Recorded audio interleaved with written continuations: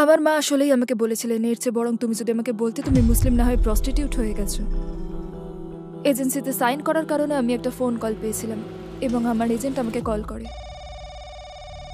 উনি ফোনে চেঁচিয়ে আমাকে বলেছিলেন, কি করে পারলে তুমি তোমার ক্যারিয়ার নষ্ট করতে, করছোটা কি তুমি? এটা একটা বিশ্ব ভ্রমণ ছিল, ওরাই দিয়ে দিত হোটেলের ভাড়া আর বিমানের ভাড়া।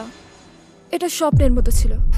আপনার মা ইহুদি হলেই কেবল আপনি ইহুদি হতে পারেন। আমি কাউকে বলিনি যে আমরা ইহুদি। ব্যাপারটা ছিল প্রায়, আমি প্রচন্ড লজ্জাবোধ করতাম, কেন আমি জানি না। ইসলাম গ্রহণের আগেরকার স্টেজ লাইফ এবং উপস্থাপক হিসেবে আপনার কেরিয়ারের কথা বলুন। আমি মিউজিক ইন্ডাস্ট্রিতে ছিলাম এবং অল্প সময়ের মধ্যেই আমি অনেক সেলিব্রিটির কাছাকাছি গিয়েছিলাম। তাদের বেশিরভাগই ক্যামেরার সামনে হাসি মুখে থাকলেও মানসিকভাবে তাদের অবস্থা ছিল অত্যন্ত করুণ। তারা ছিল বিভ্রান্ত, কারণ ক্যামেরার সামনে তারা তাদের সত্যিকারের রূপ প্রকাশ করেন। হে আল্লাহ, ইসলাম যদি সত্যি হয়ে থাকে তুমি আমাকে পথ দেখাও। আর আমি নিজেকে বললাম, আমি আর পারছি না, কালই আমি মারা যেতে পারি, আমাকে মুসলিম হতেই হবে।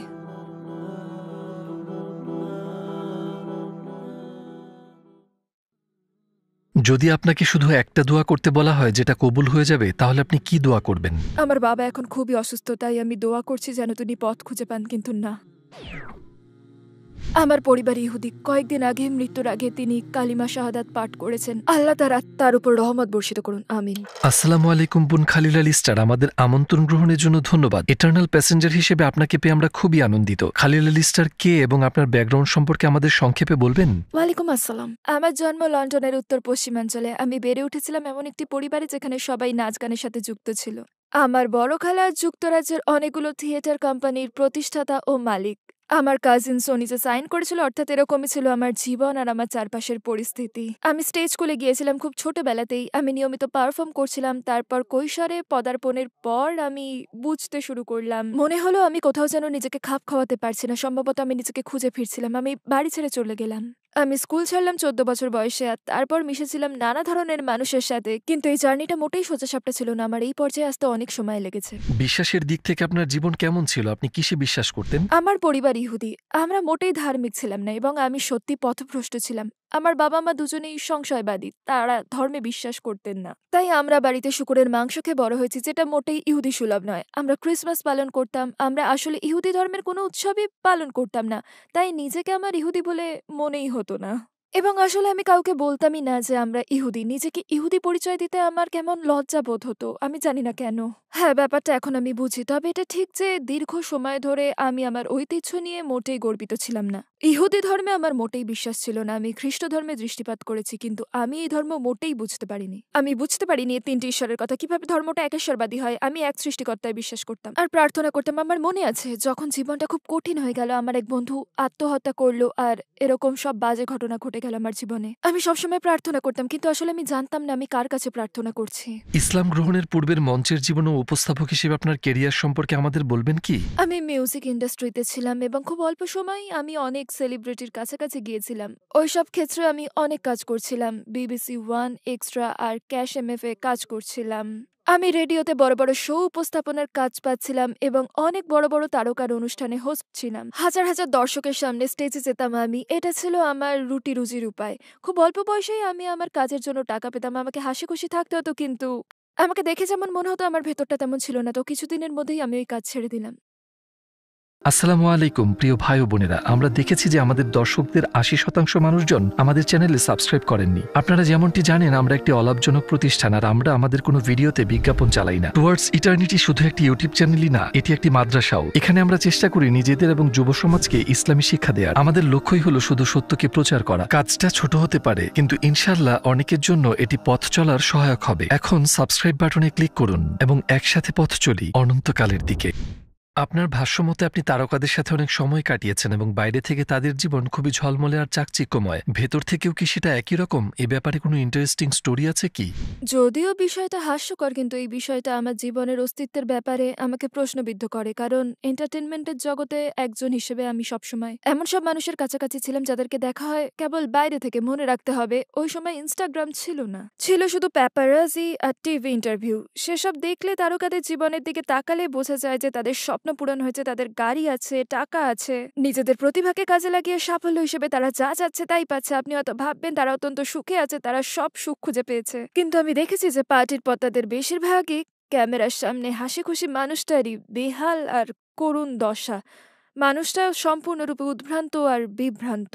যদি আমি তাদের জিজ্ঞেস করতাম, আপনি সুখী নন কেন? আপনার তো সবই আছে। তারা বলতো, আমার মনে হয় না আমার কিছু আছে। আমার মনে হয় না আমি এখনো লক্ষ্য অর্জন করেছি। তারা কেউই মনে করতো না যে তারা সাফল্যতার মাঝেই দাঁড়িয়ে আছে। তাদের মনে হতো তারা সাফল্য থেকে এক ধাপ দূরে দাঁড়িয়ে আছে, সাফল্যকে দেখছে বাইরে থেকে। তাই আমি একা একাই ভাবতাম, বেশ কম বয়সী হলেও আমি মনে মনে একথা ভাবতাম যে জীবনে এর চেয়ে বেশি কিছু থাকা দরকার। এটা কিভাবে হয় যে বাইরে থেকে এত মানুষের ভক্তি পাওয়া এই মানুষগুলো, যাদের দেখে মানুষ আনন্দে চিৎকার করে ওঠে, তারা কিভাবে এতটা অসুখী হতে পারে? আর আমি দ্রুত এই উপসংহারে পৌঁছালাম যে এই মানুষগুলো অসুখী কারণ ক্যামেরার সামনে নিজেদের আসল রূপ প্রকাশ করছে না। তারা তুলে ধরছে নিজেদের বাইরের রূপ। তাদের এমন আচরণ করতে হচ্ছে ঠিক যেমন ভাবে সমাজ তাদেরকে দেখতে চায়। তাই ভেতরে ভেতরে তারা পরিপূর্ণ বোধ করে না। আমার মনে আছে একবার আমি একটা বিশেষ পার্টি শেষ হওয়ার পরে ওখানে উপস্থিত ছিলাম। আমি কারো নাম বলবো না, যদিও নাম আমার মনে আছে। ওখানে হিপ হপ ইন্ডাস্ট্রির খুব বড় বড় তারকারা উপস্থিত ছিলেন। রাস্তা দিয়ে হেঁটে গেলেই মানুষ চিৎকার করে আর ছবি তোলে। আমার মনে আছে আমি তাদের সাথে হেঁটে যেতাম আর তারা সব কাজ শেষ করে বসতো।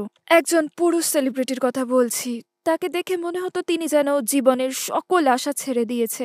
সে সময় আমার বয়স ছিল প্রায় 16 বছর। আমার মনে আছে তিনি চিৎকার করে আমাকে বলেছিলেন তাকে শয়তানে ভর করেছে এবং সেই শয়তানকে একমাত্র যে মানুষটি দূর করতে পারে সেটা হলাম আমি। মানে এখন আমার মেয়ের যে বয়স, তখন আমার বয়স প্রায় তেমন, অর্থাৎ আমাকে শিশুই বলা যায়। আর বড় একটা মানুষ যার দিকে আমরা সমীহ নিয়ে তাকাই, সেই মানুষটা পাগলের মতো চিৎকার চেঁচামেচি করছে। আমার মনে আছে তখন আমি মনে মনে ভেবেছিলাম এই জীবন আমি চাই না।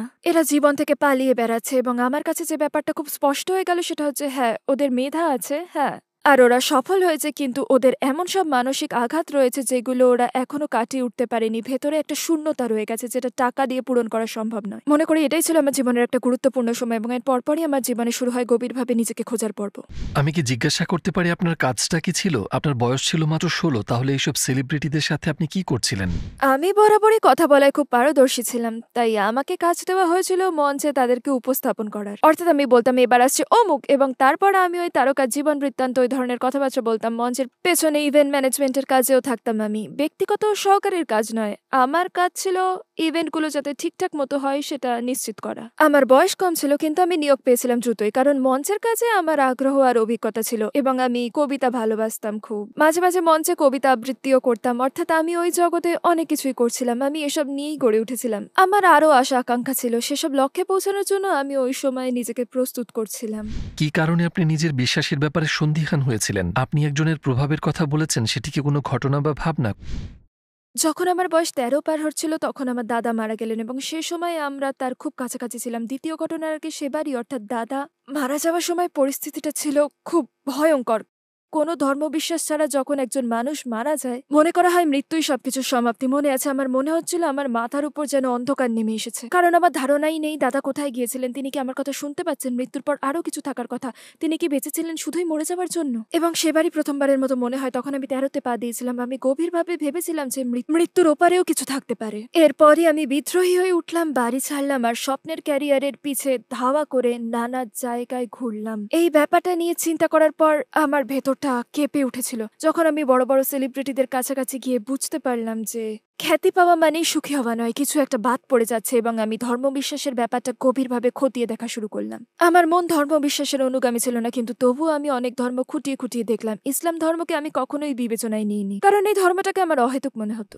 ইসলাম সম্পর্কে আপনার প্রথম জানা এবং পরিচয়টা কিভাবে? সে সময় দক্ষিণ পশ্চিম লন্ডনে আমার যে বান্ধবীর সাথে আমি ছিলাম দীর্ঘ সময় ধরে, আমাদের কর্মক্ষেত্রেও ছিল একই ধরনের, আমরা একসাথে কাজ করতাম। সে মুসলিম হয়েছিল এবং আমি আসলে জানি না সে কেন মুসলিম হয়েছিল, ঠিক কি কারণে সে ধর্মান্তরিত হয়েছিল আমার আসলেই জানা নেই। কিন্তু সে মুসলিম হয়েছিল এবং আমাকে সে বলেনি যে সে ইসলাম ধর্ম সম্পর্কে জানে। সে সরাসরি আমাকে বলেছিল আমি একজন মুসলিম। এ কথা শুনে আমি মর্মাহত হয়েছিলাম। আমি বিশ্বাস করতে পারিনি। আমি মনে মনে বলেছিলাম তুমি তো তোমার জীবনটা নষ্ট করেছো। সত্যি বলতে গেলে তেমনটা আমি ভেবেছিলাম, কারণ আমরা দুজনেই ওই জগতে ছিলাম। আমি সত্যি ভেবেছিলাম যে সে তার জীবনটা নর্দমায় ছুঁড়ে ফেলেছে এবং তার ক্যারিয়ার শেষ। ভেবেছিলাম সে আর কিছুই করতে পারবে না। তারপর আমি লক্ষ্য করতে লাগলাম কতটা বদলে গেছে সে।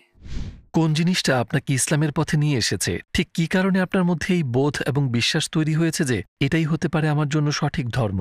যখন আমি শুধু আত্ম অনুসন্ধান শুরু করি তখন প্রথমেই আমি জেনেছি ইহুদি ধর্ম সম্পর্কে, কারণ সেটাই ছিল আমার জন্য স্বাভাবিক। যেহেতু আমার পরিবার ইহুদি এবং আমিও তাই। এক সেকেন্ডের জন্য বুঝে উঠতে পারিনি কিভাবে এই ধর্ম বলে যে ইহুদি হয়ে না জন্মালে ইহুদি হওয়া যাবে না। যারা নিজেদেরকে সত্যিকারের ইহুদি বলে দাবি করে তারা আপনাকে বলবে যে আপনার মা ইহুদি হলে তবেই আপনি ইহুদি হতে পারবেন, অর্থাৎ এটা জন্মগত অধিকারের ব্যাপার। এবং তারা সত্যি সত্যি বিশ্বাস করে যে আর কেউ ইহুদি হতে পারবে না, আর কেউ এই ধর্মে প্রবেশ করতে পারবে না। আমি মনে মনে ভাবলাম, তাহলে পৃথিবী জুড়ে এত চমৎকার সব সংস্কৃতি, এত জাতি আর এত সুন্দর সব মানুষ সৃষ্টি হয়েছে শুধুই জাহান্নামের আগুনে পোড়ার জন্য? এই ব্যাপারটা আমি বুঝতেই পারলাম না, আর বুঝতে চাইলামও না। তাই আবার খ্রিস্ট ধর্মের দিকে মনোযোগ দিলাম। আমি বরাবরই আমার মনটা ছিল একেশ্বরবাদে, যদিও আমি জানতাম না সৃষ্টিকর্তা আসলে কি। আমি বুঝতাম না তিনজন সৃষ্টিকর্তার কথা বলা হলেও তারা আবার কিভাবে একজন হন। তিনি মারা গিয়েছিলেন কিন্তু তিনি জীবিত। আমার মাথায় এসব ঢুকতো না। অবশেষে আমার বান্ধবী যখন মুসলিম হলো আমাকে এসব বলতে লাগলো। সে মূলত যে ব্যাপারটা আমার মনকে নাড়া দিল সেটা হচ্ছে যে কেউ মুসলিম হতে পারে, মানুষটা কোথাকার, সে কত পাপ করেছে, এসব কোনো ব্যাপারই নয়। এবং আমি বুঝতে পারলাম এটা এমন একটা ধর্ম যেটা আপনি এক ঈশ্বরে বিশ্বাস করলে এবং সকল নবী রাসূলকে বিশ্বাস করলে আপনার প্রতি কোনো প্রকার বৈষম্য দেখাবে না। মানে প্রত্যেকেরই সুযোগ রয়েছে। আমার মন বলছিল এটাই হচ্ছে সত্য। এটা সত্য না হয় পারে না। ঈশ্বর কেন আমাদের সৃষ্টি করবেন জাহান্নামের আগুনে পোড়াবার জন্য? কোন জিনিসটার জন্য আপনি মুসলিম হতে চূড়ান্ত পদক্ষেপ নিয়েছিলেন?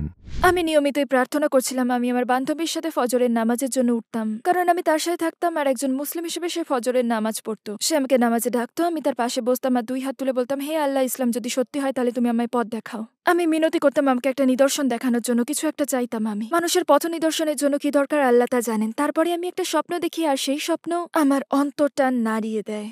স্বপ্নে দেখলাম মুসলিম হওয়া অবৈধ, আর তা সত্ত্বেও আমি মুসলিম হয়েছি। আর আমাকে সহ আরো অনেক মানুষকে কারাগারে রাখা হয়েছে মুসলিম হওয়ার কারণে, যেহেতু মুসলিম হওয়া একটা গর্হিত অপরাধ। আমাদের আটকে রাখা হয়েছে কারাগারে, আর সেখানে বড় বড় বন্দুক হাতে দাঁড়িয়ে রয়েছে প্রহরীরা। আর সেটা খুবই ভয়ঙ্কর, অন্ধকার, গহীন একটা স্থান। জায়গাটা ইঁদুরে ভর্তি।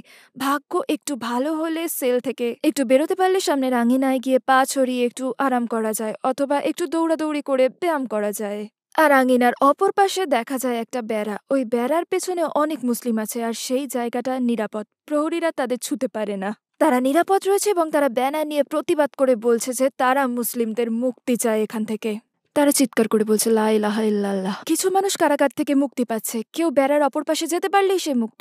আমি মুক্তি পাওয়ার উপায় খোঁজার চেষ্টা করছিলাম ওখানে। শুধু আমার নয়, সবার মুক্তি। আমি সবাইকে বললাম যে আমাদের বের হয়ে অন্য বেশ ধারণ করতে হবে যাতে আমাদেরকে মুসলিমদের মতো না দেখায়। কিভাবে তা সম্ভব হলো সেটা আমার মনে নেই, কিন্তু আমার মনে আছে যে আমরা ওই আঙিনায় বেরিয়ে এলাম আর পাহারাদাররা বুঝতেই পারলো না যে আমরা মুসলিম। তারা ভাবলো অদ্ভুত ব্যাপার, এরা কারা। তারা বন্দুক নিয়ে আমাদের দিকে এগিয়ে আসতে আমি বললাম কেউ কথা বলো না, ওরা জানতে পারবে না যে আমরা মুসলিম। তখন হঠাৎ আমার পাশে একজন বলে উঠলো আলহামদুলিল্লাহ। আর গার্ডরা বুঝে যায় যে আমরা সবাই মুসলিম। একটা গার্ড আমার দিকে বন্দুক তাক করে, আমার দিকে বিশাল বন্দুকটা তাক করে গুলি করে সে। আর তখন ব্যাপারটা ঠিক কেমন হলো এখনো আমি সেটা স্পষ্টভাবে স্মরণ করতে পারি। বুলেটটা আমার দিকে স্লো মোশনে ধেয়ে আসতে থাকে, আর তখন আমি উপলব্ধি করি আল্লাহ পারেন আমাকে রক্ষা করতে। কেন আমি একজন মানুষকে ভয় পাচ্ছি যখন আল্লাহর রয়েছে সবকিছু করার ক্ষমতা? তখন আমি ভয়কে ঠেলে সরিয়ে দিলাম, আল্লাহর উপর ভরসা রেখে বলতে শুরু করি আল্লাহু আকবার। আমার চারপাশে সবাই চিৎকার করতে থাকে আল্লাহ আকবার। আর তখন বুলেটটা আমার দিক থেকে ঘুরে গিয়ে গার্ডের দিকে ফিরে যেতে থাকে। তারপর যে ব্যাপারটা আমাকে ছুঁয়ে গেল সেটা হচ্ছে ওই মুহূর্তে একটা হালকা মৃদুমন্দ বাতাসের মতো শ্বাস আমাদের সবাইকে, মানে সকল মুসলিমকে উঠিয়ে বেড়ার অপর পাশে নিয়ে গেল। আমি জেগে উঠে যখন আমার বন্ধুকে এই স্বপ্নের কথা বললাম সে কাঁদতে লাগলো। আমি বললাম কি হয়েছে? তখন আমি কোরআন পাঠ করিনি, আমি কিছুই পড়েছিলাম না, আমি কোনো হাদিস জানতাম না, আমার প্রচুর জ্ঞান ছিল না। আমি শুধু জানতাম যে আমি ইসলামকে ভালোবাসি। সে আমাকে বলল শেষ জামানায় একটা মৃদুমন্দ বাতাসে সে সকল মুসলিমের আত্মাকে রক্ষা করবে, ত্রাণ করবে। আমার মনে হলো এটাই সত্য। ওই স্বপ্নের গভীরতা সত্যি সত্যি বুঝতে পারলাম। আর আমি মনে করলাম আমি আর পারছি না, আমি তো কালই মরে যেতে পারি, আমাকে মুসলিম হতেই হবে। আর তারপর 1 সপ্তাহ না যেতেই আমি কালিমা শাহাদাত পাঠ করলাম। আপনি কি শাহাদাত পাঠ করতে মসজিদে গিয়েছিলেন? ব্যাপারটা কিভাবে ঘটেছিল আর কেমন বোধ করেছিলেন?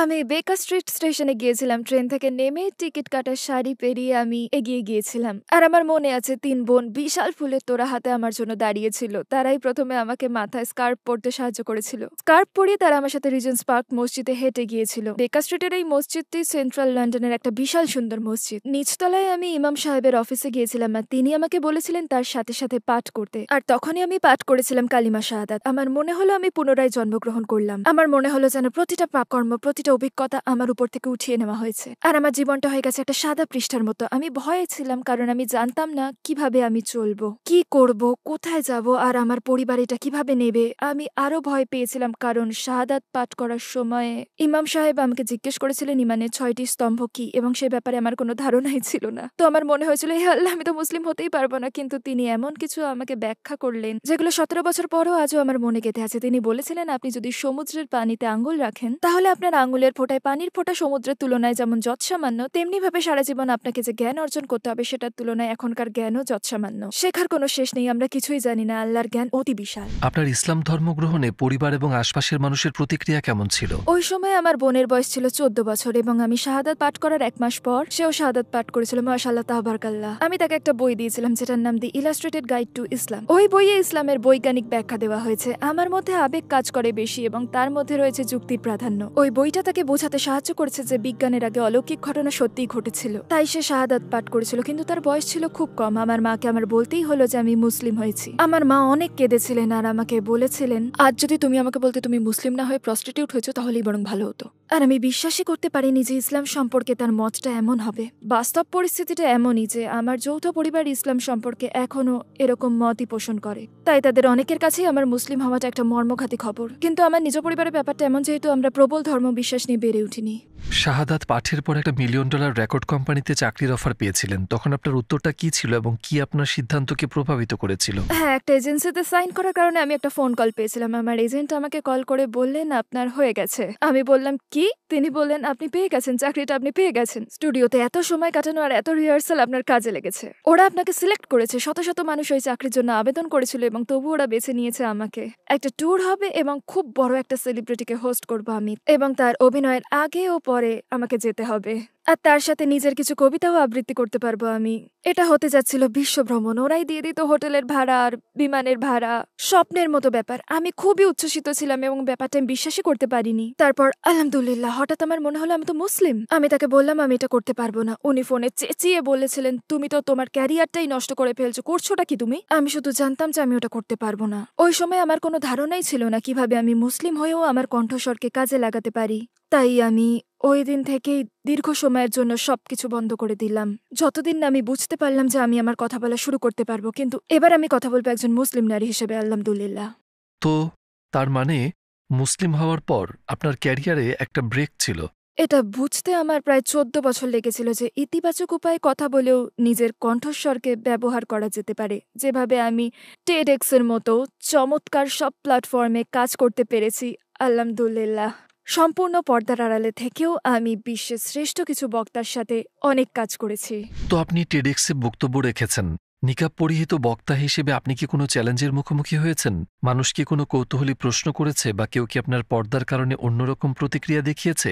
আমার টেডেক্সের অনুষ্ঠানটা ছিল একজন শ্বেতাঙ্গ অমুসলিম পুরুষের সাথে ক্যালিফোর্নিয়ার সান্তা বারবারায়। তিনি আমাকে বললেন, এর আগে আমার কখনো কোনো মুসলিম নারীর সাথে কথা বলার সুযোগ হয়নি। অর্থাৎ আমার মনে হয় না যে তিনি যে কর্মক্ষেত্রে ছিলেন সেখানে নানা সংস্কৃতির সম্মিলন ঘটেছে। অন্তত এটা বলা যায় ওখানে কেউই মুসলিম ছিল না। আর এটাই ছিল তার জন্য প্রথম সুযোগ। এবং টেডেক্সের যে অনুষ্ঠানে আমি কথা বলছিলাম সেটা ছিল এই ব্যক্তির সাক্ষাৎকার, সাথে একজন প্রযোজকও ছিলেন। তিনি হলিউডে কাজ করতেন এবং ওই ইন্ডাস্ট্রিতে তার অনেক অভিজ্ঞতা ছিল, এবং আমার মনে হয় তারা কিছু পূর্বধারণা নিয়ে এসেছিলেন। কারণ তিনি আমাকে জিজ্ঞেস করেছিলেন, আপনার এখানে আসা আর কথা বলাটাকে আপনার পরিবার কিভাবে নিচ্ছে। আর তিনি সত্যি একটা ধাক্কা খেলেন যখন আমি তাকে বললাম যে খাদিজা রাদিয়াল্লাহু আনহা ছিলেন একজন উদ্যোক্তা, তিনি ছিলেন একজন বিজনেস ওম্যান, আর আমরা তাকে ভালোবাসি আর তার মতোই হতে চাই। তিনি খুব শক্ত মহিলা ছিলেন। আমার এই কথা শুনে বেশ ধাক্কা খেলেন এবং হেসে উঠলেন তিনি একথা জেনে খুবই অবাক হলেন যে একজন ব্যবসায়ী নারী আমাদের নবীজির স্ত্রী ছিলেন। আমার টেডেক্সের বক্তৃতা শুনেছে এমন আরো অনেক মানুষের সাথে আমার এমনটা হয়েছে। তারা আমাকে মেসেজ করে বলেছে এটা আসলেই আমার ভাবনাকে বদলে দিয়েছে। 1 বিলিয়নেরও বেশি দর্শক থাকা একটা প্ল্যাটফর্মে গিয়ে এরকম একটা বিষয় তুলে ধরা আর সাংস্কৃতিক ভুল ধারণা দূর করাটা সত্যি আমার জন্য ছিল একটা চমৎকার অভিজ্ঞতা। এবং আমি জেনেছি যে আল্লাহর জন্য ত্যাগ করা কিছুর পরিবর্তে আল্লাহ সবসময় আরো ভালো কিছু দেন, এবং আমার ক্ষেত্রে সেটা প্রমাণিত হয়েছে। আল্লাহকে ভেবে আমি আমার পছন্দের ক্যারিয়ার ছেড়ে দিয়েছিলাম, কিন্তু আল্লাহ আমাকে তার চেয়ে অনেক ভালো কিছু দিয়েছেন যা আমি ভাবিনি।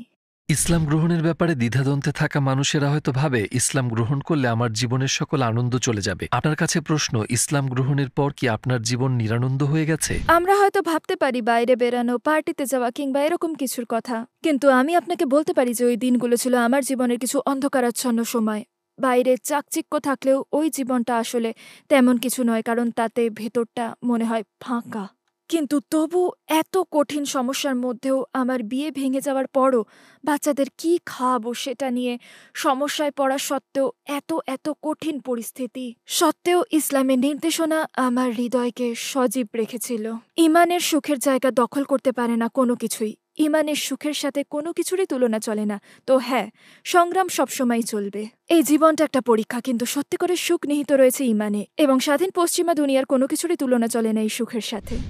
আপনার জীবনের কঠিন সময়ে প্রার্থনার সময় আল্লাহর সান্নিধ্য বোধ করেছেন এমন একটি স্মৃতি আমাদের সাথে শেয়ার করুন। স্বামী ছাড়া একজন নারীর পক্ষে একা একা সন্তান লালন পালন করাটা খুবই কঠিন। পর্দানসীন একজন নারী হয়ে জীবনে কিছুই করা যাবে না, এরকম ধারণাও ভেতরে কাজ করে। মনে হয় ঘর ভেঙে যাওয়া মানে বাচ্চাদের জীবনও ভেঙে চুরে যাওয়া। আমি আল্লাহর কাছে কাঁদতাম, কারণ আমি জানতাম যে আমাকে ওই বিয়ে থেকে বেরিয়ে আসতে হবে, এবং আল্লাহ চাইলেই সেটা হবে। আমি আল্লাহর কাছে প্রার্থনা করতাম আমাকে শক্তি যোগাতে আর আমার সন্তানদের উপর রহমত বর্ষণ করতে। যদি আপনাকে মাত্র একটা দোয়া করতে বলা হয় যেটা নিশ্চিতভাবে কবুল হয়ে যাবে, তাহলে আপনি কি দোয়া করবেন?